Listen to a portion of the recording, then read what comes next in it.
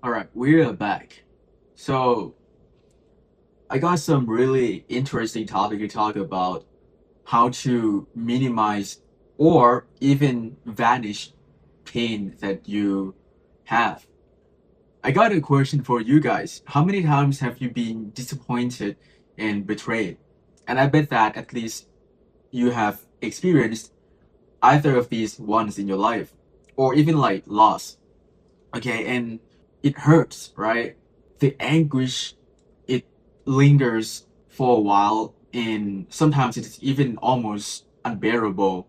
Throughout my whole life, I've had a number of friendship fallouts, and most of the time, these are my best friends. So it hurts me deeply because I swear to you, I don't try to be like a saint. Every single time that I um had like a huge problem with my friends, I would try to fix it, okay? But if it is not reciprocal, then regardless of how much you try, it will never work. So, I ended up being the one who get hurt. It really sucked. So, growing up, I learned that the only way to protect myself is to not feel attached to anything or anyone. And I genuinely mean it. I know that like it might sound cold, but that is the way that can help you live with that. Otherwise you would end up being hurt over and over again. Genuinely, because have you ever watched like the Vampire Diaries? It is the same thing when like those vampires they turn off their emotions. Same thing. I swear to you, that's how like I feel. Nowadays when I like lose friends, literally like I unfriended my best friend for like months already. Like I didn't say anything, no explanation, no nothing. I just felt like our values didn't correspond, and I signaled it so many times that I was repulsed by his jokes or his, what is the word, like racist or homophobic, fatphobic jokes, and I just could not stand that. Okay, so I just unfriended him, and I just don't talk to him ever again. And I think he understood that he's not like a dumb person or anything. So when you learn that the world will keep hurting you over and over again, you're not like an idiot. Of course, like it is good to be a good person, being selfless, doing things for others, trying to help others. But if it means that I will end up being the one who is betrayed, then I would rather not. I know that I sound like a selfish person. You can call me that, but you should always prioritize yourself first. You can try to help everyone around you, but if it means that you are losing yourself, I don't think it is worth it.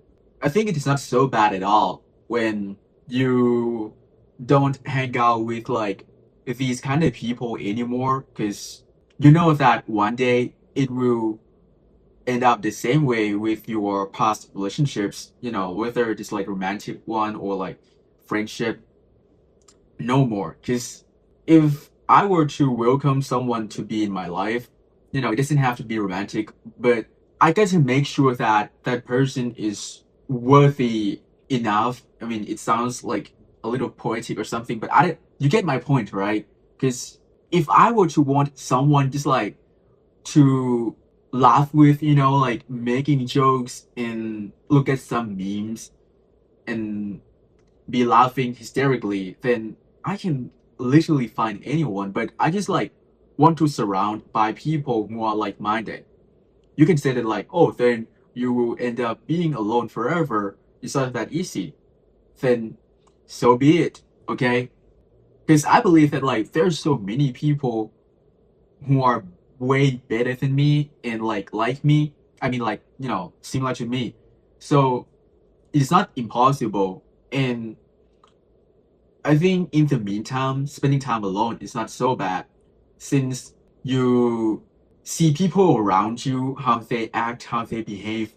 And when you are being quiet, in the corner of the room, observing their behavior, you see through their incentives and who they actually are.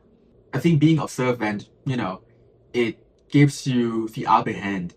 It's really good. And even like there are like some people coming into my life, and even if they're nice, I'm not gonna feel attached to them anymore. I know how it would be like if I were to have like a new friendship or relationship. It gonna take time, I'm not gonna be like, damn, this person is really funny, it's really authentic, really brilliant. I like this person in just like a few conversations.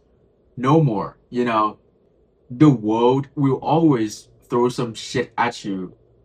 You either choose to be the victim or defend yourself. And you're not like a fool, when you understand how the game works. I'm not trying to be pessimistic, but you see how reality is, right? How we want it to be and how it actually is different, okay? You can say that like all religions are good since they help them to become a better person, but look at what happens in the past, like crusade wars or so ever, and many religious people, they are also evil. We just can't ignore it when it is obvious in front of our face.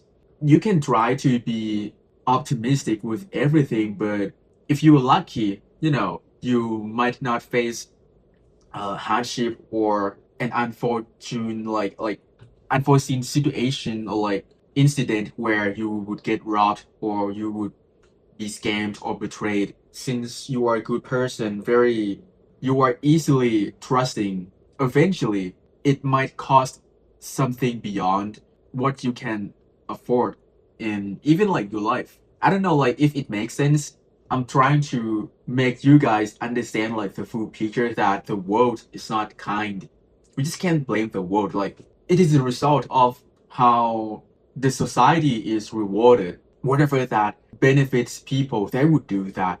And I understand it, because imagine if we live in the utopian, like it might be good, right?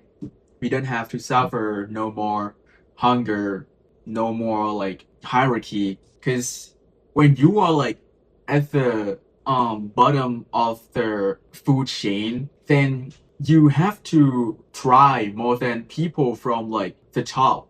They just like moving their hand a little bit, then they're already like successful. But we have to try over and over again.